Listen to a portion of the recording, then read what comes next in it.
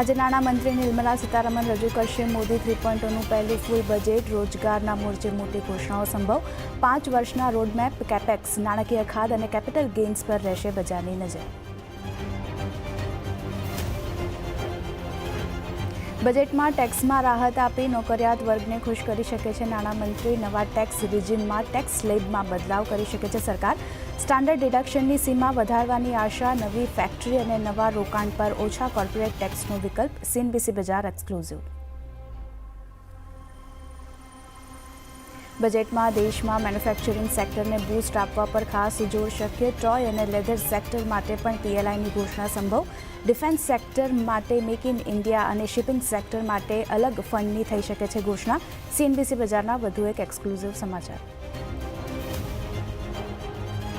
CNBC બજાર પર બજેટનું 360 degree coverage. Industry leaders, માર્કેટના દિગ્ગજો અને અર્થશાસ્ત્રીઓ સાથે થશે સમગ્ર દિવસ બજેટનું વિશ્લેષણ.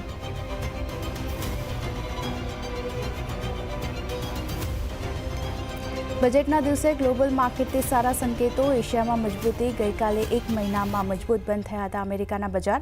નાસ્ડેક 2% વધારે વધ્યો.